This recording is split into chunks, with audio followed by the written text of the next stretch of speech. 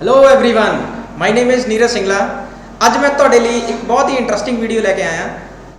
ਆਪਾਂ ਅੱਜ ਗੱਲ ਕਰਾਂਗੇ ਆਇਲਸ ਦੇ ਰਾਈਟਿੰਗ ਮੋਡਿਊਲ ਦੀ। ਅੱਜ ਮੇਨਲੀ ਮੇਰਾ ਜਿਹੜਾ ਫੋਕਸ ਹੈ ਉਹ ਰਾਈਟਿੰਗ ਵਾਲੇ ਸਟੂਡੈਂਟਸ ਜਿਨ੍ਹਾਂ ਨੂੰ ਰਾਈਟਿੰਗ ਦਿੱਕਤ ਕਰਦੀ ਹੈ ਜਾਂ ਰਾਈਟਿੰਗ 'ਚ ਉਹ ਪਰੇਸ਼ਾਨ ਨੇ ਉਹਨਾਂ ਲਈ ਮੇਰੀ ਇਹ ਵੀਡੀਓ ਹੈ। ਆਪਾਂ ਡਿਸਕਸ਼ਨ ਕਰਨੀ ਹੈ ਕਿ how to get 6.5 band in writing module. So ਇਹ ਕੁਝ ਇਹੋ ਜਿਹੀਆਂ ਇੰਟਰਸਟਿੰਗ ਚੀਜ਼ਾਂ ਦੱਸਣੀਆਂ ਅੱਜ ਇਸ ਵੀਡੀਓ ਦੇ ਵਿੱਚ ਮੈਂ ਤੁਹਾਨੂੰ ਕਿ ਤੁਹਾਨੂੰ ਸ਼ਾਇਦ ਇਹ ਚੀਜ਼ਾਂ ਨਹੀਂ ਪਤਾ ਹੋਣਗੀਆਂ। ਚਲੋ ਡਾਇਰੈਕਟ ਚੱਲਦੇ ਹਾਂ ਆਪਾਂ ਆਪਣੀ ਸਕਰੀਨ 'ਤੇ ਜਿੱਥੋਂ ਆਪਾਂ ਨੂੰ ਪਤਾ ਲੱਗੇਗਾ ਕਿ ਕੀ ਹੁੰਦਾ ਰਾਈਟਿੰਗ ਮੋਡਿਊਲ। ਚਲੋ ਦੇਖੋ, ਰਾਈਟਿੰਗ ਮੋਡਿਊਲ ਦੇ ਵਿੱਚ ਇੱਕ ਸਕਰੀਨ ਤੁਹਾਡੇ ਸਾਹਮਣੇ ਹੈ ਜਿਹੜੀ ਕਿ ਦੇਖ ਸਕਦੇ ਹੋ, ਰਾਈਟਿੰਗ ਟੈਸਟ ਸਕੋਰ ਸ਼ੀਟ। ਇਹਦੇ ਵਿੱਚ ਕੀ ਹੈ ਬੇਸਿਕਲੀ, ਇਹ ਸ਼ੀਟ ਕਿਉਂ ਮੈਂ ਦਿਖਾ ਰਿਹਾ ਤੁਹਾਨੂੰ, ਇਹਦੇ ਥਰੂ ਤੁਹਾਨੂੰ ਪਤਾ ਲੱਗੇਗਾ ਕਿ ਵੀ ਰਾਈਟਿੰਗ ਜਿਹੜਾ ਹੈ ਰਾਈਟਿੰਗ ਮੋਡਿਊਲ ਹੈ ਇਹਦੇ ਵਿੱਚ ਦੋ ਟਾਸਕ ਹੁੰਦੇ ਆ, ਟਾਸਕ 1 ਐਂਡ ਟਾਸਕ 2। ਟਾਸਕ 2 ਹੈ ਜਿਹੜਾ ਉਹਦੇ ਲਈ ਵੇਟੇਜ ਨਾਰਮਲੀ ਕਾਫੀ ਬੱਚਿਆਂ ਨੂੰ ਨਹੀਂ ਪਤਾ ਹੁੰਦੀ ਵੀ ਟਾਸਕ 2 ਦੀ ਵੇਟੇਜ ਕੀ ਹੈ। Task 2 is very important than task 1, is more important than task 1। Task 2 ਹੁਣ ਕਈ ਬੱਚੇ ਇੱਦਾਂ ਦੇ ਨੇ, ਮੇਰੇ ਕੋਲ ਵੀ ਕਾਫੀ ਸਟੂਡੈਂਟਸ ਆਉਂਦੇ ਆ ਜਿਨ੍ਹਾਂ ਨੂੰ ਮੈਂ ਕਈ ਵਾਰੀ ਪੁੱਛਦਾ, ਜਿਨ੍ਹਾਂ ਦੇ ਐਗਜ਼ਾਮਸ ਨਹੀਂ ਕਲੀਅਰ ਹੋਏ ਹੁੰਦੇ ਜਾਂ ਉਹ 5.5 ਤੇ ਰਹਿ ਜਾਂਦੇ ਨੇ ਜਾਂ 5 ਤੇ ਰਹਿ ਜਾਂਦੇ ਨੇ, ਤੇ ਉਹਨਾਂ ਨੂੰ ਬੱਚਿਆਂ ਨੂੰ ਮੈਂ ਨਾਰਮਲੀ ਇਹ ਪੁੱਛਦਾ ਜ਼ਰੂਰ ਹਾਂ ਵੀ ਤੁਸੀਂ ਪਹਿਲਾਂ ਕਿਹੜਾ ਟਾਸਕ ਅਟੈਂਪਟ ਕਰਦੇ ਹੋ। ਉਹ ਕਈ ਬੱਚਿਆਂ ਦਾ ਰਿਸਪੌਂਸ ਹੁੰਦਾ ਕਿ ਟਾਸਕ 1 ਕਰਦੇ। ਸੋ ਉਦੋਂ ਮੈਂ ਸਭ ਤੋਂ ਪਹਿਲੇ ਇਹ ਗੱਲ ਕਹਿਣਾ ਉਹਨਾਂ ਨੂੰ ਕਿ ਤੁਸੀਂ ਟਾਸਕ 2 ਕਰਿਆ ਕਰੋ। ਉਹ ਮੈਂ ਤੁਹਾਨੂੰ ਅੱਜ ਜਸਟੀਫਾਈ ਕਰਾਊਂਗਾ ਕਿ ਟਾਸਕ 2 ਕਿਉਂ ਕਰਨਾ ਚਾਹੀਦਾ। ਦੇਖੋ, ਜਿਵੇਂ ਤੁਸੀਂ ਇਹ ਦੇਖ ਸਕਦੇ ਹੋ, ਟਾਸਕ 2 ਸਕੋਰ ਸ਼ੀਟ ਹੈ ਜਿਹੜੀ ਉਹ ਇੱਥੋਂ ਚੱਲਦੀ ਹੈ 0 ਤੋਂ ਲੈ ਕੇ 9 ਬੈਂਡ ਤੱਕ। ਸਿਮਿਲਰਲੀ ਟਾਸਕ 1 ਦੀ ਜਿਹੜੀ ਸਕੋਰ ਹੈ ਉਹ ਇੱਥੋਂ ਚੱਲਦੇ ਆ, ਟਾਸਕ 9 to 0। ਹੁਣ ਇਹਦੇ ਵਿੱਚ ਕੀ ਹੈ, ਇੰਟਰਸਟਿੰਗ ਚੀਜ਼ ਇਹ ਹੈ ਜਿਹੜੀ ਵੇਟੇਜ ਹੈ। ਵੇਟੇਜ ਸਭ ਨੇ ਸੁਣੀ ਹੋਣੀ, ਵੇਟੇਜ ਟਾਸਕ 1 ਦੀ ਔਰ ਟਾਸਕ 2 ਦੀ। ਟਾਸਕ 1 ਦੀ ਵੇਟੇਜ 0.33 ਹੈ, ਟਾਸਕ 2 ਦੀ 0.67% ਵੇਟੇਜ ਹੈ। ਤੋ ਇਸ ਤਰੀਕੇ ਨਾਲ, ਪਰ ਫਿਰ ਵੀ ਕਾਫੀ ਸਟੂਡੈਂਟਸ ਨੇ ਜਿਹੜੇ ਕਿ ਟਾਸਕ 1 ਪਹਿਲਾਂ ਅਟੈਂਪਟ ਕਰਦੇ ਆ। ਬਟ ਮੈਂ ਉਹਨਾਂ ਨੂੰ ਸਭ ਨੂੰ ਇਹ ਰਿਕਮੈਂਡੇਸ਼ਨ ਦੇਣਾ ਚਾਹੂੰਗਾ ਕਿ ਤੁਸੀਂ ਟਾਸਕ 2 ਪਹਿਲਾਂ ਕਰਿਆ ਕਰੋ। ਉਹ ਕਿਉਂ, ਉਹਦੇ ਰੀਜ਼ਨਸ ਵੀ ਮੈਂ ਤੁਹਾਨੂੰ ਦੱਸਦਾ। ਦੇਖੋ, ਜੇ ਤੁਸੀਂ ਟਾਸਕ 2 ਦੇ ਵਿੱਚੋਂ 6 ਬੈਂਡ ਦੀ ਰਾਈਟਿੰਗ ਕਰ ਲੈਂਦੇ ਹੋ, ਜੇ ਤੁਹਾਨੂੰ 6 ਬੈਂਡ ਤੱਕ ਦੀ ਰਾਈਟਿੰਗ ਕਰਨੀ ਆਉਂਦੀ ਹੈ, ਉਹ ਵੀ ਮੈਂ ਅੱਗੇ ਦੱਸੂਗਾ ਤੁਹਾਨੂੰ ਵੀ ਤੁਸੀਂ ਕਿਵੇਂ 6.5 ਜਾਂ 6 ਬੈਂਡ ਕਿੱਦਾਂ ਲੈਣੇ ਜਾਂ 7 ਬੈਂਡ ਕਿੱਦਾਂ ਲੈਣੇ। ਉਹ ਵੀ ਇੱਕ ਬੈਂਡ ਡਿਸਕ੍ਰਿਪਟਰ ਹੁੰਦਾ, ਰਾਈਟਿੰਗ ਬੈਂਡ ਡਿਸਕ੍ਰਿਪਟਰ, ਜਿਹੜਾ ਕਿ ਪਬਲਿਸ਼ ਕੀਤਾ ਉਹਨਾਂ ਨੇ ਕੈਂਬਰਿਜ ਵਾਲਿਆਂ ਨੇ ਜਾਂ ਆਪਣਾ ਬ੍ਰਿਟਿਸ਼ ਕਾਉਂਸਿਲ IDP ਨੇ ਜਿਹੜਾ ਪਬਲਿਸ਼ ਕੀਤੀ ਹੋਈ ਹੈ ਬੈਂਡ ਡਿਸਕ੍ਰਿਪਟਰ ਆਫੀਸ਼ੀਅਲੀ। ਉਹਨਾਂ ਨੇ ਆਪਣੀ ਵੈਬਸਾਈਟ 'ਤੇ ਵੀ ਦਿੱਤਾ ਹੋਇਆ, ਆਪਾਂ ਗੂਗਲ 'ਤੇ ਵੀ ਉਹਨੂੰ ਸਰਚ ਕਰ ਸਕਦੇ ਹਾਂ। ਉਹ ਵੀ ਦੱਸੂਗਾ ਵੀ ਤੁਸੀਂ 6.5 ਬੈਂਡ ਕਿੱਦਾਂ ਅਚੀਵ ਕਰਨੇ। But before that we should know ਕਿ ਆਪਾਂ ਟਾਸਕ 2 ਦੇ ਵਿੱਚ why we should give preference to task 2। Task 1 ਤੇ ਆਪਾਂ ਨੂੰ ਕਿਉਂ ਘੱਟ ਪ੍ਰੈਫਰੈਂਸ ਦੇਣੀ ਚਾਹੀਦੀ ਹੈ, ਉਹ ਮੈਂ ਤੁਹਾਨੂੰ ਪਹਿਲਾਂ ਜਸਟੀਫਾਈ ਕਰ ਦਿੰਦਾ। ਦੇਖੋ, ਜੇ ਤੁਸੀਂ ਇਸ ਸਕਰੀਨ ਨੂੰ ਦੇਖ ਪਾ ਰਹੇ ਹੋ ਤਾਂ ਇਹਦੇ ਵਿੱਚ 6 ਬੈਂਡ ਆਏ ਆ। ਸਪੋਜ਼ ਤੁਸੀਂ 6 ਬੈਂਡ ਦੀ ਰਾਈਟਿੰਗ ਕੀਤੀ ਹੈ ਟਾਸਕ 2 ਦੇ ਵਿੱਚ। ਜੇ ਤੁਸੀਂ ਨੀਚੇ ਚੱਲਦੇ ਹੋ, ਇੱਥੇ 6 ਬੈਂਡ ਬਣਦੇ ਆ, ਯਾਨੀ ਕਿ ਤੁਸੀਂ ਇੱਥੋਂ ਚਾਹੇ ਟਾਸਕ 1 ਦੇ ਵਿੱਚੋਂ ਚਾਹੇ 5 ਬੈਂਡ ਲੈ ਲਓ, ਚਾਹੇ ਤੁਸੀਂ 7 ਬੈਂਡ ਲੈ ਲਓ, ਤੁਹਾਡੇ ਓਵਰਆਲ ਸਕੋਰ 'ਤੇ ਕੋਈ ਫਰਕ ਨਹੀਂ ਪੈਂਦਾ।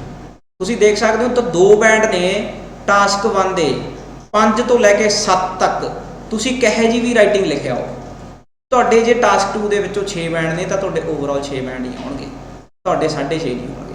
ਤੁਹਾਨੂੰ 6.5 ਬੈਂਡ ਲੈਣ ਲਈ ਜੇ ਟਾਸਕ 2 ਦੇ ਵਿੱਚੋਂ ਤੁਹਾਡੇ 6 ਨੇ, ਜੇ ਤੁਸੀਂ 6.5 ਬੈਂਡ ਲੈਣੇ ਤੁਹਾਨੂੰ ਟਾਸਕ 1 7.5 ਬੈਂਡ ਦਾ ਲਿਖਣਾ ਪਏਗਾ। 7 ਬੈਂਡ ਲਈ ਤੁਹਾਨੂੰ ਟਾਸਕ 1 8 ਬੈਂਡ ਦਾ ਲਿਖਣਾ ਪਏਗਾ। ਸੋ ਤੁਸੀਂ ਕਿਸ ਤਰੀਕੇ ਦੀ ਮਿਹਨਤ ਕਰਨਾ ਪਸੰਦ ਕਰੋਗੇ? ਟਾਸਕ 2 ਲਿਖਣਾ ਪਹਿਲਾਂ ਪਸੰਦ ਕਰੋਗੇ ਜਾਂ ਟਾਸਕ 1 ਪਹਿਲਾਂ ਪਸੰਦ ਕਰੋਗੇ? ਕਮੈਂਟ ਸੈਕਸ਼ਨ 'ਚ ਜ਼ਰੂਰ ਦੱਸਿਓ ਮੈਨੂੰ। ਹੁਣ ਦੇਖੋ, ਸਿਮਿਲਰ ਚੀਜ਼ ਮੈਂ ਤੁਹਾਨੂੰ ਦੱਸਦਾ। ਤੁਸੀਂ ਇੱਥੇ ਦੇਖੋ, ਜੇ ਟਾਸਕ 2 ਤੁਹਾਡੇ ਕੋਲੇ ਤੁਸੀਂ 6.5 ਬੈਂਡ ਲਈ ਕੈਪੇਬਲ ਹੋ, ਤੁਸੀਂ ਇੰਨੀ ਰਾਈਟਿੰਗ ਜਾਣਦੇ ਹੋ, ਉਹ ਵੀ ਮੈਂ ਦੱਸੂਗਾ ਕਿ how to write 6.5 band writing. 6.5 ਤੁਸੀਂ ਸਪੋਜ਼ ਟਾਸਕ 2 ਲਿਖ ਲੈਂਦੇ ਹੋ ਔਰ ਤੁਹਾਡੇ ਇੱਥੇ ਚਾਹੇ 5.5 ਬੈਂਡ ਰਹਿ ਜਾਣ। ਇਹ ਦੇਖੋ, ਆ 6.5 ਤੁਹਾਡੇ ਇੱਥੋਂ ਚੱਲਦੇ ਆ ਤਾਂ 6.5 ਇੱਥੇ ਤੱਕ ਚੱਲਦੇ। ਚਾਹੇ ਤੁਸੀਂ 6.5 ਬੈਂਡ ਲੈ ਲਓ, ਚਾਹੇ ਤੁਸੀਂ 5.5 ਬੈਂਡ ਲੈ ਲਓ ਟਾਸਕ 1 ਚੋਂ, ਚਾਹੇ ਤੁਸੀਂ 7.5 ਬੈਂਡ ਲੈ ਲਓ, ਤਾਂ ਵੀ ਤੁਹਾਡੇ ਓਵਰਆਲ ਬੈਂਡ ਸਕੋਰ ਕਿੰਨੇ ਬਣ ਗਏ? 6.5। ਸੋ ਮੇਰੀ ਰਿਕੁਐਸਟ ਹੈ ਤੁਹਾਨੂੰ ਸਾਰਿਆਂ ਨੂੰ, ਇੱਕ ਸੁਜੈਸ਼ਨ ਹੈ ਕਿ ਜੇ ਤੁਸੀਂ ਇੰਪੋਰਟੈਂਸ ਆਪਣੀ ਟਾਸਕ 2 ਨੂੰ ਦਿੰਦੇ ਹੋ ਤਾਂ ਟਾਸਕ 2 ਦੇ ਵਿੱਚੋਂ ਜਿੰਨੇ ਤੁਹਾਡੇ ਬੈਂਡ ਆ ਜਾਣਗੇ, ਟਾਸਕ 1 ਚਾਹੇ ਤੁਸੀਂ 1 ਬੈਂਡ ਡਾਊਨ ਦਾ ਲਿਖ ਕੇ ਆ ਜਾਓ, ਚਾਹੇ 1 ਬੈਂਡ ਅਪ ਦਾ ਲਿਖ ਕੇ ਆ ਜਾਓ, ਤੁਹਾਡੇ ਓਵਰਆਲ ਸਕੋਰ 'ਤੇ ਕੋਈ ਫਰਕ ਨਹੀਂ ਪੈਂਦਾ। ਸੋ ਇਹ ਜਿਹੜੀ ਟੈਸਟ ਸਕੋਰ ਸ਼ੀਟ ਹੈ ਇਹ ਵੀ ਮੈਂ ਗੂਗਲ ਤੋਂ ਡਾਊਨਲੋਡ ਕੀਤੀ ਹੈ, ਇਹ ਵੀ ਉਹਨਾਂ ਨੇ ਆਫੀਸ਼ੀਅਲੀ ਆਪਣੀ ਵੈਬਸਾਈਟ 'ਤੇ ਵੀ ਪਬਲਿਸ਼ ਕੀਤੀ ਹੋਈ ਹੈ। ਤੁਸੀਂ ਇਹ ਸ਼ੀਟ ਕਾਫੀ ਬੱਚਿਆਂ ਨੂੰ ਨਹੀਂ ਪਤਾ। ਤਾਂ ਮੈਂ ਇਹੀ ਰਿਕਮੈਂਡ ਕਰੂੰਗਾ ਤੁਹਾਨੂੰ, ਤੂੰ ਇਸ ਸ਼ੀਟ ਨੂੰ ਦੁਬਾਰਾ ਅਸੈਸ ਕਰੋ, ਇੱਕ ਵਾਰੀ ਦੁਬਾਰਾ ਪੜ੍ਹੋ। ਜੋ ਵੀ ਬੱਚੇ ਟਾਸਕ 1 ਪਹਿਲਾਂ ਲਿਖਦੇ ਆ ਉਹ ਟਾਸਕ 1 ਆਪਣਾ ਪਹਿਲਾਂ ਨਾ ਲਿਖਣ, this is my request, and task 2 ਤੇ ਉਹ ਜ਼ਿਆਦਾ ਤੋਂ ਜ਼ਿਆਦਾ ਫੋਕਸ ਕਰਨ। ਹੁਣ ਆਪਾਂ ਚੱਲਦੇ ਹਾਂ ਕਿ ਟਾਸਕ 2 ਦੇ ਵਿੱਚੋਂ ਕਿਵੇਂ ਜ਼ਿਆਦਾ ਤੋਂ ਜ਼ਿਆਦਾ ਸਕੋਰ ਲੈ ਸਕਦੇ ਹਾਂ। ਤੁਹਾਨੂੰ ਮੈਂ ਇੱਕ ਸ਼ੀਟ ਦਿਖਾਣਾ, ਰਾਈਟਿੰਗ ਬੈਂਡ ਡਿਸਕ੍ਰਿਪਟਰ ਟਾਸਕ 2, ਉਹਦੇ ਵਿੱਚ ਉਹਨਾਂ ਨੇ ਕਲੀਅਰਲੀ ਦਿੱਤਾ ਹੋਇਆ ਵੀ ਕਿਹੜੀਆਂ ਕਿਹੜੀਆਂ ਚੀਜ਼ਾਂ ਤੇ ਸਾਨੂੰ ਫੋਕਸ ਕਰਨਾ ਚਾਹੀਦਾ ਵੀ ਤਾਂ ਕਿ ਆਪਣੇ 6.5 ਬੈਂਡ ਸਕੋਰ ਆ ਜਾਣ। ਦੇਖੋ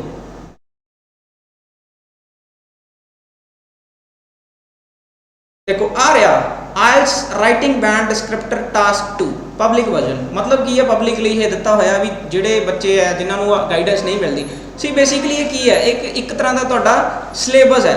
ਮਤਲਬ ਇੱਕ ਤਰ੍ਹਾਂ ਦੀ ਤੁਹਾਨੂੰ ਗਾਈਡੈਂਸ ਦਿੱਤੀ ਗਈ ਹੈ IDP ਵੱਲੋਂ, ਬ੍ਰਿਟਿਸ਼ ਕਾਉਂਸਲ ਵੱਲੋਂ, ਕਿ ਤੁਸੀਂ ਕਿਸ ਚੀਜ਼ ਨੂੰ ਫੋਲੋ ਕਰਨਾ ਹੈ ਔਰ ਕਿਸ ਚੀਜ਼ ਦੇ ਥਰੂ ਤੁਹਾਡੇ ਕੋਲ ਸਕੋਰਸ ਆਣਗੇ, ਕਿਵੇਂ ਰਾਈਟਿੰਗ ਜਿਹੜਾ ਐਗਜ਼ਾਮੀਨਰ ਹੈ ਉਹ ਕਿਵੇਂ ਤੁਹਾਡੀ ਰਾਈਟਿੰਗ ਅਸੈਸ ਕਰਦਾ ਹੈ। ਇਹ ਸਾਰੀਆਂ ਇੰਪੋਰਟੈਂਟ ਇਨਫੋਰਮੇਸ਼ਨ ਇਸ ਬੈਂਡ ਡਿਸਕ੍ਰਿਪਟਰ ਦੇ ਵਿੱਚ ਦਿੱਤੀ ਹੋਈ ਹੈ। ਤੁਹਾਨੂੰ ਅੱਜ ਥੋੜਾ ਜਿਹਾ ਕੰਪੈਰੀਜ਼ਨ ਮੈਂ ਦੱਸੂਗਾ, 7 ਬੈਂਡ ਔਰ 6 ਬੈਂਡ ਦਾ ਕੰਪੈਰੀਜ਼ਨ ਦੱਸੂਗਾ ਕਿ 7 ਬੈਂਡ ਲਈ ਤੁਸੀਂ ਕੀ ਕਰਨਾ ਹੈ ਔਰ 6 ਬੈਂਡ ਲਈ ਤੁਸੀਂ ਕੀ ਕਰਨਾ ਹੈ। ਇਹ ਬਹੁਤ ਇੰਪੋਰਟੈਂਟ ਹੈ। ਜੇ ਤੁਹਾਡੇ ਹੁਣ ਦੇਖੋ ਇਹਦੇ ਵਿੱਚ 4 ਫੈਕਟਰ ਹੁੰਦੇ ਆ। ਇੱਕ ਟਾਸਕ ਰਿਸਪੌਂਸ ਹੁੰਦਾ ਹੈ, ਕੋਹੀਰੈਂਸ ਐਂਡ ਕੋਹੀਜ਼ਨ ਹੁੰਦੀ ਹੈ ਜਿਹਨੂੰ ਆਪਾਂ TA TR ਕਹਿ ਦਿੰਦੇ ਆ, CC ਕਹਿ ਦਿੰਦੇ ਆ, LR ਕਹਿ ਦਿੰਦੇ ਆ, ਗ੍ਰਾਮੈਟੀਕਲ ਰੇਂਜ ਐਂਡ ਐਕੂਰੇਸੀ ਕਹਿ ਦਿੰਦੇ ਆ। LR ਕੀ ਹੁੰਦਾ, ਲੈਕਸੀਕਲ ਰਿਸੋਰਸਿਸ, ਕੋਹੀਰੈਂਸ ਐਂਡ ਕੋਹੀਜ਼ਨ ਹੁੰਦਾ ਤੇ task response and grammatical range and accuracy. ਇਹ 4 ਫੈਕਟਰਸ ਹੁੰਦੇ। ਇਹ 4 ਫੈਕਟਰਸ ਇੰਪੋਰਟੈਂਟ ਹੁੰਦੇ ਆ ਐਗਜ਼ਾਮੀਨਰ ਲਈ। ਇਹ ਚਾਰੋਂ ਫੈਕਟਰਸ ਉਹ ਬੜੇ ਧਿਆਨ 'ਚ ਰੱਖਦਾ ਹੈ ਜਦੋਂ ਉਹਨੇ ਰਾਈਟਿੰਗ ਕਿਸੇ ਦੀ ਵੀ ਅਸੈਸ ਕਰਨੀ ਹੁੰਦੀ ਹੈ। ਸੋ ਸਿਮਿਲਰਲੀ ਜਦੋਂ ਵੀ ਅਸੀਂ ਲਿਖਣਾ ਹੈ ਰਾਈਟਿੰਗ ਟਾਸਕ 2 ਜਾਂ ਟਾਸਕ 1, ਸਾਨੂੰ ਇਹਨਾਂ 4 ਫੈਕਟਰਸ ਦਾ ਧਿਆਨ ਰੱਖਣਾ ਪਏਗਾ। ਜੇ ਅਸੀਂ ਇਹਨਾਂ ਦੇ ਵਿੱਚੋਂ ਕਿਸੇ ਵੀ ਇੱਕ ਰਿਸਪੌਂਸ ਨੂੰ ਇੱਕ ਫੈਕਟਰ ਨੂੰ ਛੱਡ ਦਾਂਗੇ ਤਾਂ ਸਾਡੇ ਬੈਂਡ ਸਕੋਰ ਡਾਊਨ ਹੋ ਸਕਦੇ ਆ। ਸੋ ਅੱਜ ਮੈਂ ਤੁਹਾਨੂੰ ਦੱਸੂਗਾ 7 ਬੈਂਡ ਸਟ੍ਰੈਟਜੀ ਦੱਸੂਗਾ ਟਾਸਕ 2 ਦੀ, ਕਿ ਜੇ ਤੁਸੀਂ 7 ਬੈਂਡ ਸਟ੍ਰੈਟਜੀ ਨੂੰ ਸਟਕ ਕਰਦੇ ਹੋ ਜਾਂ ਉਹਨੂੰ ਉਹਦੇ ਤੇ ਫਿਕਸ ਰਹਿੰਦੇ ਹੋ ਕਿ ਮੈਂ ਇਹ ਸਾਰੀਆਂ ਚੀਜ਼ਾਂ ਯੂਜ਼ ਕਰਨੀਆਂ ਹੀ ਕਰਨੀਆਂ ਨੇ, ਤਾਂ ਤੁਹਾਡੇ ਬੈਂਡ ਸਕੋਰ 6.5 ਤੋਂ ਤੱਕ ਕਿਸੇ ਵੀ ਹਾਲਤ ਦੇ ਵਿੱਚ ਨਹੀਂ ਘਟਣਗੇ। ਸੋ ਇਹ ਆਪਾਂ ਚੱਲਦੇ ਹਾਂ, ਇਹਦੇ ਆਪਾਂ ਡਿਸਕਸ਼ਨ ਕਰਦੇ ਹਾਂ ਵੀ ਟਾਸਕ 2 ਦੇ ਵਿੱਚ ਕੀ ਕੀ ਹੁੰਦਾ। ਦੇਖੋ ਟਾਸਕ ਰਿਸਪੌਂਸ ਦੀ ਗੱਲ ਕਰਾਂਗੇ, 7 ਬੈਂਡ ਦੇ ਵਿੱਚ ਕੀ ਲਿਖਿਆ ਹੋਇਆ ਔਰ 6 ਬੈਂਡ ਦੇ ਵਿੱਚ ਕੀ ਲਿਖਿਆ ਹੋਇਆ, ਦੋਨੋਂ ਚੀਜ਼ਾਂ ਆਪਾਂ ਦੇਖਦੇ ਹਾਂ। ਇਹਦੇ ਵਿੱਚ ਕਲੀਅਰਲੀ ਲਿਖਿਆ ਹੋਇਆ ਹੈ ਐਡਰੈਸਿਸ all parts of the task, ਯਾਨੀ ਕਿ ਜੋ ਐਗਜ਼ਾਮੀਨਰ ਨੇ ਮੰਗਿਆ ਤੁਹਾਡੇ ਤੋਂ ਔਰ ਉਹਦੇ ਬਾਰੇ ਤੁਸੀਂ ਉਹਦੀ ਡਿਟੇਲ ਤੁਸੀਂ ਦੱਸ ਰਹੇ ਹੋ। ਹੁਣ ਇਹਨੂੰ ਐ ਨਹੀਂ ਹੈ ਵੀ ਤੁਹਾਨੂੰ ਪ੍ਰੋਬਲਮ ਸੋਲੂਸ਼ਨ ਦੱਸਿਆ, ਤੁਸੀਂ ਉੱਥੇ ਐਗਰੀ ਡਿਸਐਗਰੀ ਲਿਖਿਆ ਹੈ। ਇਹ ਸਾਰੀਆਂ ਚੀਜ਼ਾਂ ਤੁਹਾਨੂੰ ਦੱਸਣ ਵਾਲੀਆਂ ਨੇ। ਮਤਲਬ ਕਈ ਵਾਰੀ ਕੀ ਹੈ, ਬੱਚਿਆਂ ਨੂੰ ਇਹਨਾਂ ਚੀਜ਼ਾਂ ਬਾਰੇ ਵੀ ਡਿਟੇਲ 'ਚ ਨਹੀਂ ਪਤਾ ਹੁੰਦਾ। ਹੁਣ ਇੱਕ ਚੀਜ਼ ਅਗਲੀ ਲਾਈਨ 'ਚ ਦੇਖੋ, present a clear position throughout the response. ਮਤਲਬ ਜਿੱਥੇ ਤੁਸੀਂ ਅਗਰੀ ਹੋਣਾ ਹੈ, ਜਿੱਥੇ ਤੁਸੀਂ ਡਿਸਐਗਰੀ ਹੋਣਾ ਹੈ, ਜਾਂ ਜਿੱਥੇ ਤੁਸੀਂ ਇਹ ਦੱਸਣਾ ਵੀ ਮੇਰਾ ਵਿਊ ਪੁਆਇੰਟ ਕੀ ਹੈ, ਉਹ ਤੁਹਾਨੂੰ ਪਤਾ ਹੋਣਾ ਚਾਹੀਦਾ ਹੈ। ਜੇ ਤੁਸੀਂ ਸੋਚੋਗੇ ਵੀ ਮੈਂ ਆਪਣਾ ਵਿਊ ਪੁਆਇੰਟ ਦੱਸਣਾ ਨਹੀਂ, ਮੇਰਾ ਰਿਸਪੌਂਸ ਮੈਨੂੰ ਪਤਾ ਨਹੀਂ, ਮੈਂ ਕਿੱਥੇ ਆਈ ਵਰਡ ਯੂਜ਼ ਕਰਨਾ ਹੈ ਕਿੱਥੇ ਨਹੀਂ ਕਰਨਾ, ਜੇ ਇਹ ਚੀਜ਼ਾਂ ਨਹੀਂ ਪਤਾ ਹੋਣਗੀਆਂ ਤਾਂ 7 ਬੈਂਡ ਨਹੀਂ ਆਉਂਦੇ। ਠੀਕ ਹੈ। ਸੋ ਇਹਨਾਂ ਨੇ ਕਲੀਅਰਲੀ ਲਿਖਿਆ ਹੋਇਆ ਪ੍ਰੈਜ਼ੈਂਟ ਅ ਕਲੀਅਰ ਪੋਜੀਸ਼ਨ, ਯਾਨੀ ਕਿ ਕਲੀਅਰ ਪੋਜੀਸ਼ਨ ਕਿਹਦੀ ਹੈ, ਤੁਹਾਡੀ ਹੈ। ਤੁਹਾਡੀ ਕਲੀਅਰ ਪੋਜੀਸ਼ਨ ਕੀ ਹੈ ਪੂਰੇ ਰਿਸਪੌਂਸ, ਮਤਲਬ ਪੂਰੇ ਪੈਸੇਜ ਦੇ ਵਿੱਚ ਤੁਹਾਡੀ ਕਲੀਅਰ ਪੋਜੀਸ਼ਨ ਕੀ ਹੈ। ਇਹ ਬਹੁਤ ਇੰਪੋਰਟੈਂਟ ਹੈ, ਇਹ ਟਾਸਕ ਅਚੀਵਮੈਂਟ ਲਈ ਬਹੁਤ ਜ਼ਰੂਰੀ ਹੈ। ਇਹਦੇ ਵਿੱਚ ਇੱਕ ਚੀਜ਼ ਹੋਰ ਲਿਖੀ ਹੋਈ ਹੈ, present extends and support main idea. ਦੇਖੋ ਇੱਕ ਪੈਰਾਗ੍ਰਾਫ ਦੇ ਵਿੱਚ ਆਪਾਂ ਇੱਕ ਮੇਨ ਆਈਡੀਆ ਰੱਖਦੇ ਹਾਂ ਜਿਹੜਾ ਕਿ ਫਸਟ ਲਾਈਨ ਦੇ ਵਿੱਚ ਨਾਰਮਲੀ ਆਪਾਂ ਰੱਖਦੇ ਹਾਂ। ਫਿਰ ਉਹਨੂੰ ਆਪਾਂ ਨੂੰ ਕਹਿ ਰਿਹਾ ਪ੍ਰੈਜ਼ੈਂਟ ਕਰੋ, ਐਕਸਟੈਂਡ ਕਰੋ, ਯਾਨੀ ਕਿ ਉਹਨੂੰ ਐਕਸਪਲੇਨ ਕਰੋ। ਫਿਰ ਉਹ ਕਹਿ ਰਿਹਾ ਸਪੋਰਟ ਕਰੋ ਉਸੇ ਮੇਨ ਆਈਡੀਆ ਨੂੰ। ਸਪੋਰਟ ਕਿੱਦਾਂ ਕਰਨਾ, ਉਹਨੂੰ ਐਗਜ਼ਾਮਪਲਸ ਦੇ ਥਰੂ ਉਹਨੂੰ ਸਪੋਰਟ ਵੀ ਕਰਨਾ। ਪਰ ਫਿਰ ਵੀ ਉਹ ਸਾਨੂੰ ਥੋੜੀ ਬਹੁਤ ਲੀਵਰੇਜ ਦੇ ਰਿਹਾ, but there may be tendency to over generalise मतलब ਤੁਸੀਂ ਜ਼ਿਆਦਾ ਉਹਨੂੰ ਸਮ ਟਾਈਮ ਜ਼ਿਆਦਾ ਓਵਰ ਐਕਸਪਲੇਨ ਕਰਤਾ ਜਾਂ ਅੰਡਰ ਐਕਸਪਲੇਨ ਹੋ ਗਿਆ ਤਾਂ ਓਵਰ ਜਨਰਲਾਈਜ਼ ਉਹ ਕਹਿ ਰਿਹਾ ਤੇ ਨਾਲ ਉਹ ਸਾਨੂੰ ਇੰਨੀ ਲੀਵਰੇਜ ਅਗੇਨ ਦੇ ਰਿਹਾ। And supporting ideas may lack focus, ਜਿਹੜੇ ਸਪੋਰਟਿੰਗ ਆਈਡੀਆਜ਼ ਨੇ, ਐਗਜ਼ਾਮਪਲਸ ਨੇ, ਤੁਸੀਂ ਉਹਨਾਂ ਤੇ ਤੁਹਾਡਾ ਫੋਕਸ ਲੈਕ ਹੋ ਸਕਦਾ ਹੈ। ਇਹਦੇ 'ਚ ਕੋਈ ਪ੍ਰੋਬਲਮ ਨਹੀਂ। ਉਹ ਫਿਰ ਵੀ ਤੁਹਾਨੂੰ ਜੇ ਤੁਸੀਂ ਇਸ ਤਰੀਕੇ ਨਾਲ ਵੀ ਲਿਖ ਦੋਗੇ ਤਾਂ ਵੀ ਤੁਹਾਡੇ 7 ਬੈਂਡ ਆਉਣ ਦੇ ਚਾਂਸਿਸ ਪੂਰੇ ਆ ਟਾਸਕ ਰਿਸਪੌਂਸ ਦੇ ਵਿੱਚੋਂ। ਹਲੇ ਸਿਰਫ ਮੈਂ ਟਾਸਕ ਰਿਸਪੌਂਸ ਦੀ ਗੱਲ ਕੀਤੀ ਹੈ, ਬਾਕੀ 3 ਫੈਕਟਰਸ ਵੀ ਨੇ ਜਿਨ੍ਹਾਂ ਦੀ ਆਪਾਂ ਗੱਲ ਕਰਾਂਗੇ। ਦੇਖੋ ਹੁਣ ਨੀਚੇ ਦੇਖੋ ਤੁਸੀਂ 6 ਬੈਂਡ ਲਈ ਕੀ ਹੈ। 6 ਬੈਂਡ ਲਈ ਹੁਣ ਕੰਪੈਰੀਜ਼ਨ ਪਤਾ ਲੱਗੇਗਾ ਤੁਹਾਨੂੰ। Addresses all parts of the task although some parts may be more fully covered than others। ਦੇਖੋ 6 ਬੈਂਡ ਲਈ ਉਹ ਕਲੀਅਰਲੀ ਸਾਨੂੰ ਡਿਫਰੈਂਸ ਦੱਸ ਰਿਹਾ ਹੈ ਕਿ ਜੇ ਤੁਸੀਂ ਇੱਕ ਬਾਡੀ ਪੈਰਾਗ੍ਰਾਫ ਦੇ ਵਿੱਚ ਕੁਝ ਜ਼ਿਆਦਾ ਲਿਖਤਾ, ਇੱਕ ਬਾਡੀ ਪੈਰਾਗ੍ਰਾਫ ਦੇ ਵਿੱਚ ਕੁਝ ਘੱਟ ਲਿਖਤਾ, ਤਾਂ ਦੈਟ ਮੀਨਸ ਕੀ ਹੈ, ਤੁਸੀਂ ਇੱਕ ਪਾਰਟ ਨੂੰ ਜ਼ਿਆਦਾ ਕਵਰ ਕਰਤਾ। ਇੱਕ ਪਾਰਟ ਨੂੰ ਜ਼ਿਆਦਾ ਕਵਰ ਕਰ ਦੋਗੇ ਤਾਂ ਤੁਹਾਨੂੰ ਕਿੰਨੇ ਬੈਂਡ ਦੇਗਾ, 6 ਬੈਂਡ ਦੇਗਾ।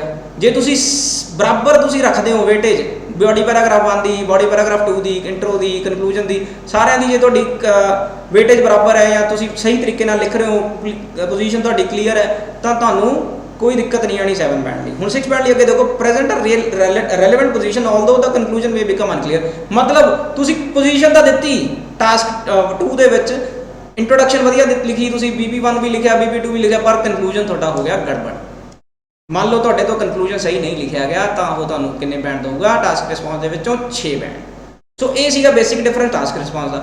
ਹੁਣ ਆਪਾਂ ਚੱਲਦੇ ਹਾਂ ਨੈਕਸਟ ਜਿਹੜਾ ਆਪਣਾ ਫੈਕਟਰ ਹੈ ਕੋਹੀਰੈਂਸ ਐਂਡ ਕੋਹੀਜ਼ਨ। ਇਹਨਾਂ ਦੋਨਾਂ ਦੇ ਵਿੱਚ ਆਪਾਂ ਡਿਫਰੈਂਸ ਦੇਖਦੇ ਹਾਂ ਕੀ ਹੈ।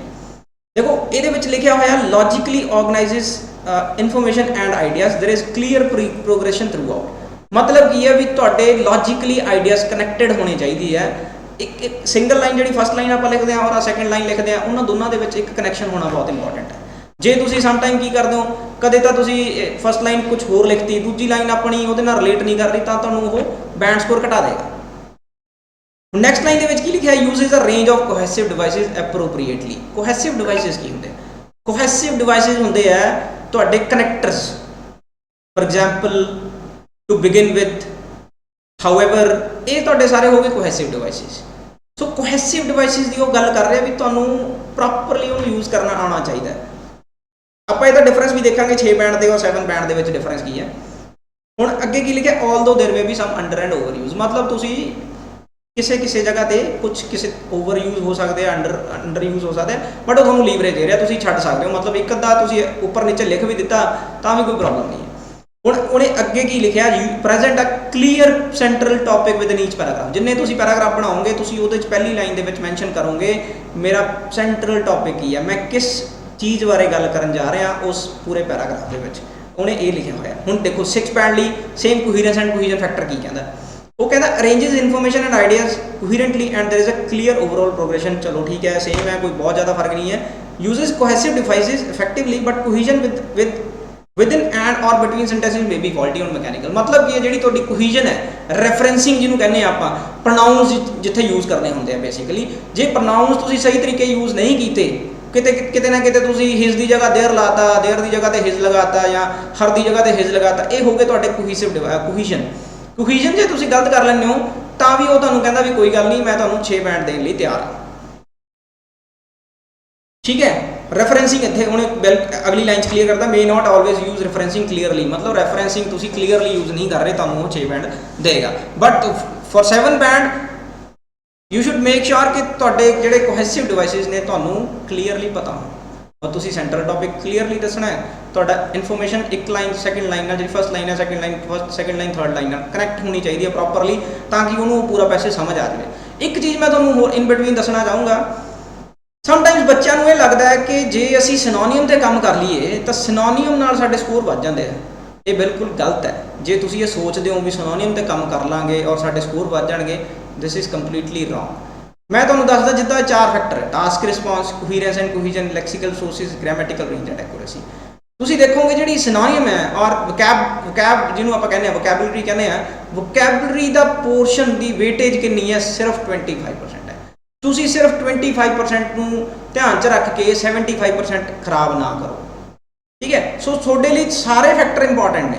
ਤੁਸੀਂ ਜੇ ਲੈਕਸੀਕਲ ਰਿਸੋਰਸਿਸ ਜਿਹਨੂੰ ਵੋਕੈਬਲਰੀ ਕਹਿੰਦੇ ਆ, ਜਿਹਦੇ ਸਿਨੋਨੀਮਸ ਦੀ ਗੱਲ ਕਰਦੇ ਆ, ਅੱਜ ਐਗਜ਼ਾਮਪਲ ਹੈ, ਅੱਜ ਮੇਰੇ ਕੋਲ ਇੱਕ ਸਟੂਡੈਂਟ ਬੈਠਾ ਸੀ, ਉਹਨੇ ਕੀ ਕੀਤਾ, ਉਹਨੇ ਮੈਨੂੰ ਉਹਦੇ ਅਸੈਸ ਕੀਤੀ ਰਾਈਟਿੰਗ, ਉਹਨੂੰ ਮੈਂ ਦੱਸਿਆ, ਮੈਂ ਕਿਹਾ ਵੀ ਤੇਰੇ ਕੋਹੀਰੈਂਸ ਐਂਡ ਕੋਹੀਜ਼ਨ ਵੀ ਠੀਕ ਹੈ, ਤੇਰੀ LR ਵੀ ਠੀਕ ਹੈ, ਲੈਕਸੀਕਲ ਰਿਸੋਰਸਿਸ ਵੀ ਠੀਕ ਹੈ, ਤੇਰੀ ਗ੍ਰਾਮਰ ਵੀ ਠੀਕ ਹੈ। ਮੈਂ ਕਿਹਾ 3 ਤਾਂ ਤੇਰੇ 6 ਬੈਂਡ ਆ ਜਾਣਗੇ, ਬਟ ਤੇਰੀ ਟਾਸਕ ਰਿਸਪੌਂਸ ਬੜਾ ਘੱਟ ਹੈ, ਟਾਸਕ ਰਿਸਪੌਂਸ ਤੇਰਾ ਵੀਕ ਹੈ। ਮੈਂ ਕਿਹਾ you need to work on it. ਉਹਨੇ ਥੋੜੇ ਦੇਰ ਬਾਅਦ ਮੈਨੂੰ ਸਵਾਲ ਪੁੱਛਿਆ, ਕਹਿੰਦੇ ਸਰ ਗਵਰਨਮੈਂਟ ਨੂੰ ਆਪਾਂ ਹੋਰ ਸਿਨੋਨਿਮ 'ਚ ਆਪਾਂ ਕੀ ਯੂਜ਼ ਕਰ ਸਕਦੇ ਹਾਂ?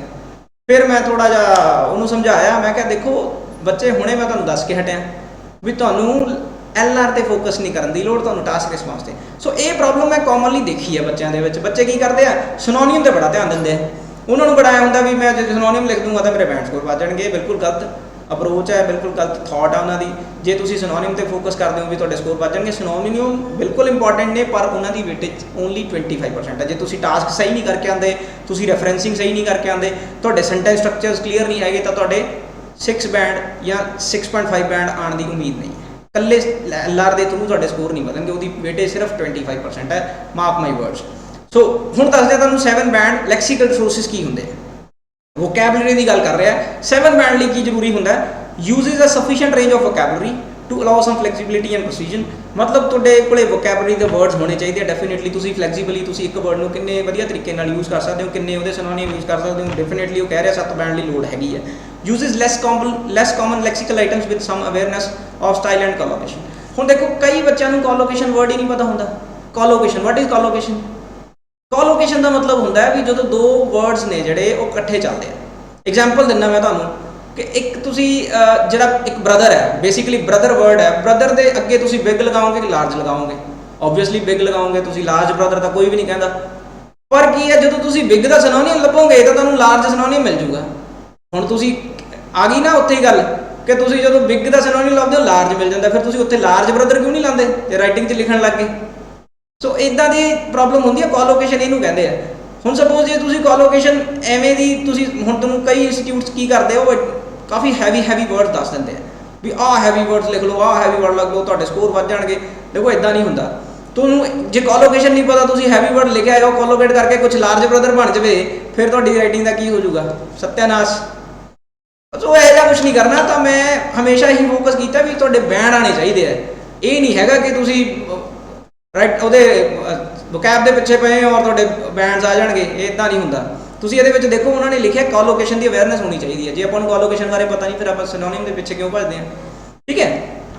ਉਹਨੇ ਅੱਗੇ ਲਿਖਿਆ ਮੇ ਪ੍ਰੋਡਿਊਸ ਓਕੇਸ਼ਨਲ ਐਰਰਸ। ਇੱਥੇ ਸਾਨੂੰ ਫਿਰ ਲੀਵਰੇਜ ਦਿੱਤੀ ਹੈ ਵੀ ਤੁਸੀਂ ਓਕੇਸ਼ਨਲ ਐਰਰ ਕਰ ਸਕਦੇ ਹੋ, ਵਰਡ ਚੋਇਸ ਤੁਹਾਡਾ ਗਲਤ ਹੋ ਸਕਦਾ ਹੈ, ਸਪੈਲਿੰਗ ਮਿਸਟੇਕਸ ਇੱਕ ਅੱਧੀ ਚੱਲ ਜਾਂਦੀ ਹੈ। ਵਰਡ ਫਾਰਮੇਸ਼ਨ ਕੀ ਹੁੰਦੀ ਹੈ? ਜਿਵੇਂ ਰਿਡਿਊਸ ਤੋਂ ਰਿਡਕਸ਼ਨ, ਰਿਡਕਸ਼ਨ ਤੋਂ ਰਿਡਿਊਸਿੰਗ, ਇਸ ਤਰੀਕੇ ਨਾਲ ਜਿਹੜੇ ਫਾਰਮੇਸ਼ਨ ਹੁੰਦੀ ਹੈ ਇੱਕ ਵਰਡ ਨੂੰ ਆਪਾਂ ਫਾਰਮ ਕਰਦੇ ਹਾਂ ਅਲੱਗ-ਅਲੱਗ ਟਾਈਪਸ ਦੇ ਵਿੱਚ, ਇਹ ਵੀ ਇੰਪੋਰਟੈਂਟ ਹੁੰਦੇ ਆ ਉਹਨਾਂ ਲਈ। ਸੋ ਬਹੁਤ ਹੀ ਬਰੀਕੀ ਨਾਲ ਇਸ ਚੀਜ਼ ਨੂੰ ਅਸੈਸ ਕੀਤਾ ਹੋਇਆ ਤੇ ਇਸ ਚੀਜ਼ ਨੂੰ ਜੇ ਤੁਸੀਂ ਸਮਝੋਗੇ ਤਾਂ ਤੁਹਾਨੂੰ ਆਈਡੀਆ ਹੋ ਜਾਏਗਾ ਵੀ ਰਾਈਟਿੰਗ ਦੇ ਵਿੱਚ ਕਿਹੜੀ ਚੀਜ਼ ਇੰਪੋਰਟੈਂਟ ਹੈ। ਹੁਣ ਦੇਖਦੇ ਹਾਂ 6 ਬੈਂਡ ਲਈ ਕੀ ਲਿਖ ਰਿਹਾ। uses an adequate range of vocabulary for the task, attempts to use less common vocabulary but with some inaccuracy। ਮਤਲਬ ਉਹ inaccuracy ਹੈਗੀ ਹੈ ਤਾਂ 6 ਬੈਂਡ। ਹੁਣ ਤੁਸੀਂ ਐਕੂਰੇਟ ਕੰਮ ਕਰਨਾ ਚਾਹੁੰਦੇ ਹੋ ਕਿ ਇਨਐਕੂਰੇਟ ਕਰਨਾ ਚਾਹੁੰਦੇ ਹੋ? ਓਬਵੀਅਸਲੀ ਐਕੂਰੇਟ ਕਰੋਗੇ। ਹੁਣ ਇੱਥੇ ਤਾਂ ਹੀ ਉਹ ਇਨਐਕੂਰੇਸੀ ਆ ਜਾਂਦੀ ਹੈ ਜਦੋਂ ਤੁਹਾਨੂੰ ਇੰਸਟੀਟਿਊਟ ਦੱਸਦੇ ਨੇ ਇੰਨੇ ਸਿਨੋਨਿਮਸ ਲਿਖਾਉਂਦੇ ਨੇ, ਉਹ ਇਨਐਕੂਰੇਸੀ ਆ ਗਈ ਤਾਂ ਤੁਹਾਡੇ ਕਿੰਨੇ ਬੈਂਡ ਆਉਣਗੇ? ਐਲਆਰ ਦੇ ਵਿੱਚ ਉਹ 6 ਬੈਂਡ। 7 ਲਈ ਤੁਹਾਡੀ ਕੋਈ ਹੁੰਦੀ ਨਹੀਂ ਪ੍ਰਿਪਰੇਸ਼ਨ। ਸੋ ਜੇ ਲਿਖਣੇ ਆ ਤਾਂ ਉਹਨੂੰ ਬਹੁਤ ਹੀ ਤਰੀਕੇ ਨਾਲ ਲਿਖੋ। ਐਵੇਂ ਹਫੜਾ ਦਫੜੀ ਦੇ ਵਿੱਚ ਤੁਸੀਂ ਚੱਕੀ ਜਾਓ ਫੱਟੇ ਕੇ ਵੀ ਮੈਨੂੰ ਇਹਦਾ ਵਰਡ ਦੇ 10 ਮੀਨਿੰਗ ਪਤਾ ਨੇ, 10 ਸਿਨੋਨਿਮ ਪਤਾ ਨੇ ਤਾਂ ਮੈਂ 10 ਦੇ 10 ਯੂਜ਼ ਕਰਕੇ ਆਉਣੇ ਆ, ਉਹ ਕੰਮ ਨਹੀਂ ਕਰਨਾ। ਠੀਕ ਹੈ। ਲਾਸਟ ਆਪਾਂ ਫੈਕਟਰ ਤੇ ਚੱਲਦੇ ਹਾਂ, ਗ੍ਰਾਮੈਟਿਕਲ ਰੇਂਜ ਐਂਡ ਐਕੂਰੇਸੀ। ਇਹਦੇ ਵਿੱਚ ਕੀ ਹੈ? ਇਹ ਮੈਂ ਜਿਹੜੀ ਪ੍ਰੀਵੀਅਸ ਵੀਡੀਓ ਬਣਾਈ ਸੀ ਇਹਦੇ ਵਿੱਚ ਮੈਂ ਕੁਝ ਸਟਰਕਚਰਸ ਤੁਹਾਨੂੰ ਦੱਸੇ ਸੀਗੇ, ਸੈਂਟੈਂਸ ਸਟਰਕਚਰਸ ਦੱਸੇ ਸੀਗੇ, ਸਿੰਪਲ, ਕੰਪਾਊਂਡ, ਕੰਪਲੈਕਸ, ਕੰਡੀਸ਼ਨਲ। ਉਹਨੇ ਪਹਿਲੀ ਜਿਹੜੀ ਰਿਕੁਆਇਰਮੈਂਟ ਹੈ 7 ਬੈਂਡ ਲਈ ਲਿਖਿਆ ਹੋਇਆ uses a variety of complex structures. Complex structures ਕੀ ਹੁੰਦੇ ਆ? Conditional, inversion, gerund, complex, compound, ਇਹ ਸਾਰੇ ਕੰਪਲੈਕਸ ਸਟਰਕਚਰਸ ਹੈ। ਕੰਪਾਊਂਡ, ਕੰਪਲੈਕਸ, ਇਹ ਸਾਰੇ ਕੰਪਲੈਕਸ ਸਟਰਕਚਰਸ। ਜੇ ਵੈਰਾਈਟੀ ਦਵੋਗੇ ਤਾਂ ਤੁਹਾਨੂੰ ਕਿੰਨੇ ਬੈਂਡਸ ਮਿਲਣਗੇ? 7 ਬੈਂਡ ਮਿਲਣਗੇ। ਜੇ ਤੁਹਾਡੇ ਕੋਲ ਵੈਰਾਈਟੀ ਨਹੀਂ ਹੈਗੀ, ਤੁਹਾਡੇ ਕੋਲ ਸਿੰਪਲ ਐਂਡ ਕੰਪਲੈਕਸ ਸੈਂਟੈਂਸਿਸ ਨੇ, ਦੇਖੋ ਇਹਦੇ ਵਿੱਚ ਦੇਖਿਆ ਹੋਇਆ 6 ਬੈਂਡ ਲਈ uses a mix of simple and complex sentence forms. ਜੇ ਤੁਹਾਨੂੰ ਕੋਲ ਸਿਰਫ ਔਰ ਸਿਰਫ ਤੁਸੀਂ ਕੁਝ ਹੁਣ ਦਿਖਾਣਾ ਤੁਹਾਨੂੰ ਕੀ ਲਿਖਿਆ ਹੋਇਆ 6 ਬੈਂਡ ਲਈ ਪੜ੍ਹਦੇ ਹਾਂ। ਪਹਿਲੇ ਕੀ ਹੈ? Makes some errors in grammar and punctuation but they rarely reduce communication. ਮਤਲਬ 6 ਬੈਂਡ ਕਦੋਂ ਮਿਲਦੇ ਆ? ਜੇ ਤੁਹਾਡੀ ਗ੍ਰਾਮਰ ਦੇ ਵਿੱਚ ਐਰਰਸ ਨੇ ਔਰ ਪੰਕਚੁਏਸ਼ਨ, ਜੋ ਆਪਾਂ ਪ੍ਰੀਵੀਅਸ ਵੀਡੀਓ ਦੇ ਵਿੱਚ ਗੱਲ ਕੀਤੀ ਸੀ, ਪੰਕਚੁਏਸ਼ਨ ਇਜ਼ ਵੈਰੀ ਇੰਪੋਰਟੈਂਟ। ਜੇ ਪੰਕਚੁਏਸ਼ਨ ਤੁਹਾਡੀ ਸਹੀ ਨਹੀਂ ਲੱਗੀ ਹੋਈ, ਤੁਹਾਡੀ ਉਹ ਜੀ ਐਰਰਸ ਨੇ, ਪਰ ਐਗਜ਼ਾਮੀਨਰ ਨੂੰ ਸਮਝ ਆ ਰਿਹਾ ਵੀ ਤੁਸੀਂ ਲਿਖਣਾ ਕੀ ਚਾਹੁੰਦੇ ਹੋ, ਤੁਹਾਨੂੰ ਉਹ 6 ਬੈਂਡ ਦਊਗਾ। ਬਟ ਜੇ ਤੁਸੀਂ 6.5 ਜਾਂ 7 ਦੀ ਪ੍ਰਿਪਰੇਸ਼ਨ ਕਰਨੀ ਹੈ ਤਾਂ ਤੁਹਾਨੂੰ ਕੀ ਕਰਨਾ ਪਏਗਾ? ਐਰਰ ਫ੍ਰੀ ਸੈਂਟੈਂਸਿਸ ਬਣਾਉਣੇ ਪੈਣਗੇ। Produces frequent error free sentences, then has good control of grammar and punctuation but may make a few errors। ਮਤਲਬ ਕੀ ਹੈ? ਤੁਹਾਡਾ ਕੰਟਰੋਲ ਹੈ ਜਿਹੜਾ ਗ੍ਰਾਮਰ ਤੇ ਅੱਛਾ ਹੋਣਾ ਚਾਹੀਦਾ ਹੈ, ਪੰਕਚੁਏਸ਼ਨ ਤੇ ਤੁਹਾਡਾ ਕੰਟਰੋਲ ਅੱਛਾ ਹੋਣਾ ਚਾਹੀਦਾ ਹੈ। ਪੰਕਚੁਏਸ਼ਨ ਦੀ ਮੈਂ ਪ੍ਰੋਮਿਸ ਕੀਤਾ ਸੀ ਮੈਂ ਵੀਡੀਓ ਬਣਾਉਂਗਾ, ਡੈਫੀਨੇਟਲੀ ਮੈਂ ਵੀਡੀਓ ਉਹਦੀ ਬਣਾਉਣੀ ਹੈ ਤੇ ਉਹ ਵੀਡੀਓ ਨੂੰ ਤੁਸੀਂ ਜ਼ਰੂਰ ਪਸੰਦ ਕਰੋਗੇ। ਮੈਨੂੰ ਪੂਰੀ ਹੋਪ ਹੈ ਉਸ ਵੀਡੀਓ ਤੇ ਆਪਾਂ 7 ਬੈਂਡ ਦੀ ਪ੍ਰਿਪਰੇਸ਼ਨ ਲਈ ਮੈਂ ਪੰਕਚੁਏਸ਼ਨ ਇੱਥੇ ਬੜੇ ਇੰਪੋਰਟੈਂਟਲੀ ਲਿਖਿਆ ਹੋਇਆ has good control of grammar and punctuation but may makes a few errors. ਮਤਲਬ ਤੁਸੀਂ ਫਿਰ ਵੀ ਇੱਕ ਅੱਧਾ ਮਿਸਟੇਕ ਉਹਦੇ 'ਚ ਕਰ ਸਕਦੇ ਹੋ। ਸੋ ਇਹ ਸੀਗਾ ਆਪਣਾ ਪੂਰਾ ਅੱਜ ਦਾ ਰਾਈਟਿੰਗ ਮੋਡਿਊਲ ਦਾ, ਕਿ ਰਾਈਟਿੰਗ ਮੋਡਿਊਲ ਦੇ ਵਿੱਚ ਕਿੱਦਾਂ ਕਰਦੇ ਹੋ। ਇੱਕ ਚੀਜ਼ ਜਿਹੜੀ ਰਹਿ ਗਈ ਆਪਣੀ ਹੁਣ ਦੀ ਗੱਲ ਡਿਸਕਸ਼ਨ ਕਰਨੀ, ਉਹ ਇਹ ਹੈ ਵੀ ਸਪੋਜ਼ ਤੁਹਾਡੇ task response, coherence and cohesion, lexical sources, grammatical range and accuracy, ਜੇ 4 ਫੈਕਟਰਸ ਨੇ, 4 ਫੈਕਟਰਸ ਦੇ ਵਿੱਚੋਂ ਤੁਹਾਡੇ ਜੇ 2 ਦੇ ਵਿੱਚੋਂ 7 ਬੈਂਡ ਆ ਜਾਣ, ਜੇ ਤੁਸੀਂ 2 ਨੂੰ ਵੀ ਤੁਸੀਂ ਫੋਕਸ ਕਰ ਲਿਆ, 2 ਵੀ ਚੰਗੀ ਤਰੀਕੇ ਨਾਲ ਕਰ ਲਏ, ਤੁਹਾਡੇ 7 ਬੈਂਡ ਆ ਗਏ 2 ਦੇ ਵਿੱਚੋਂ, ਔਰ 2 'ਚ ਤੁਹਾਡੇ ਤੋਂ ਨਹੀਂ ਹੋ ਪਾਇਆ ਫੋਕਸ ਸਪੋਜ਼, ਤਾਂ ਤੁਹਾਡੇ ਕੀ ਆਣਗੇ? 2 ਚੋਂ 6 ਬੈਂਡ। ਪਰ ਜੇ ਤੁਸੀਂ ਕੋਸ਼ਿਸ਼ 4 ਚੋਂ ਕਰੋਗੇ ਤਾਂ 7 ਆਉਣਗੇ, ਤੁਹਾਨੂੰ ਮੈਂ ਪਹਿਲਾਂ ਦੱਸ ਚੁੱਕਿਆ, ਸਕੋਰ ਸ਼ੀਟ ਦੇਖੀ ਸੀ ਤੁਸੀਂ। ਸਕੋਰ ਸ਼ੀਟ ਦੇ ਵਿੱਚ ਕੀ ਹੈ, ਤੁਹਾਨੂੰ ਜੇ ਤੁਸੀਂ 7 ਬੈਂਡ ਦੀ ਟਾਸਕ 2 ਕਰ ਲੈਂਦੇ ਹੋ, ਚਾਹੇ ਤੁਹਾਡੇ 5 ਆ ਜਾਣ ਟਾਸਕ 1 ਦੇ ਵਿੱਚੋਂ, ਸੌਰੀ ਚਾਹੇ ਤੁਹਾਡੇ ਟਾਸਕ 1 ਦੇ ਵਿੱਚੋਂ 6 ਆ ਜਾਣ, ਚਾਹੇ ਤੁਹਾਡੇ 8 ਆ ਜਾਣ, ਤੁਹਾਡੇ ਓਵਰਆਲ 7 ਹੀ ਰਹਿਣਗੇ। ਸੋ ਇਹਦੇ ਵਿੱਚੋਂ ਕੀ ਹੈ, ਜੇ ਤੁਸੀਂ 7 ਦੀ ਪ੍ਰੈਪਰੇਸ਼ਨ ਕਰਦੇ ਹੋ ਤਾਂ 6.5 ਬੈਂਡ ਤੁਹਾਡੇ ਕਿਤੇ ਵੀ ਨਹੀਂ ਗਏ। ਇੱਕ ਦੇ ਵਿੱਚੋਂ ਵੀ ਜੇ ਤੁਸੀਂ 7 ਬੈਂਡ ਲੈ ਲੈਂਦੇ ਹੋ, task response, coherence and cohesion, lexical sources, grammatical range and accuracy, ਤਾਂ ਵੀ ਤੁਹਾਡੇ 6.5 ਬੈਂਡ ਪੱਕੇ ਹੈ। ਸੋ ਇਹ ਸੀ ਅੱਜ ਦੀ ਮੇਰੀ ਰਾਈਟਿੰਗ ਦੀ ਵੀਡੀਓ। ਰਾਈਟਿੰਗ ਮੋਡਿਊਲ ਵਾਸਤੇ ਮੈਂ ਵੀਡੀਓ ਜਿਹੜੀ ਅੱਜ ਬਣਾਈ ਸੀ। ਕਿੱਦਾਂ ਦੀ ਤੁਹਾਨੂੰ ਇਹ ਵੀਡੀਓ ਲੱਗੀ ਮੈਨੂੰ ਕਮੈਂਟ ਸੈਕਸ਼ਨ ਦੇ ਵਿੱਚ ਜ਼ਰੂਰ ਦੱਸਿਓ। ਤੇ ਇੱਕ ਚੀਜ਼ ਹੋਰ ਮੈਂ ਤੁਹਾਨੂੰ ਦੱਸਣਾ ਚਾਹੁੰਦਾ, ਮੇਰੀਆਂ ਆਨਲਾਈਨ ਕਲਾਸਿਸ ਅਵੇਲੇਬਲ ਨੇ। ਮੈਂ ਡੇਲੀ ਈਵਨਿੰਗ ਦੇ ਵਿੱਚ ਆਨਲਾਈਨ ਕਲਾਸਿਸ ਲਗਾਉਣਾ। ਮੈਂ ਇੱਥੇ ਲਿੰਕ ਤੁਹਾਨੂੰ ਦੇ ਦਿੰਦਾ, WhatsApp ਨੰਬਰ ਮੇਰਾ ਸ਼ੇਅਰ ਹੋਇਆ ਹੈ। ਤੁਸੀਂ ਇਸ ਨੰਬਰ 'ਤੇ ਮੈਨੂੰ ਕਿਸੇ ਵੀ ਟਾਈਮ ਮੈਸੇਜ ਕਰ ਸਕਦੇ ਹੋ ਔਰ ਤੁਸੀਂ ਮੇਰਾ ਚੈਨਲ ਜ਼ੂਮ ਚੈਨਲ, ਤੁਸੀਂ ਜ਼ੂਮ ਐਪਲੀਕੇਸ਼ਨ ਡਾਊਨਲੋਡ ਕਰਕੇ ਤੁਸੀਂ ਮੇਰੀਆਂ ਆਨਲਾਈਨ ਕਲਾਸਿਸ ਲੈ ਸਕਦੇ ਹੋ। ਤੇ ਥੈਂਕ ਯੂ ਸੋ ਮਚ ਅੱਜ ਦੀ ਵੀਡੀਓ ਲਈ। ਤੁਸੀਂ ਜ਼ਰੂਰ ਮੈਨੂੰ ਸਪੋਰਟ ਕਰਿਓ, ਮੇਰੀ ਵੀਡੀਓ ਨੂੰ ਲਾਈਕ ਕਰਿਓ, ਸ਼ੇਅਰ ਕਰਿਓ ਤੇ ਪਲੱਸ ਮੇਰੇ ਚੈਨਲ ਨੂੰ ਸਬਸਕ੍ਰਾਈਬ ਕਰੋ। ਠੀਕ ਹੈ ਜੀ, ਥੈਂਕ ਯੂ।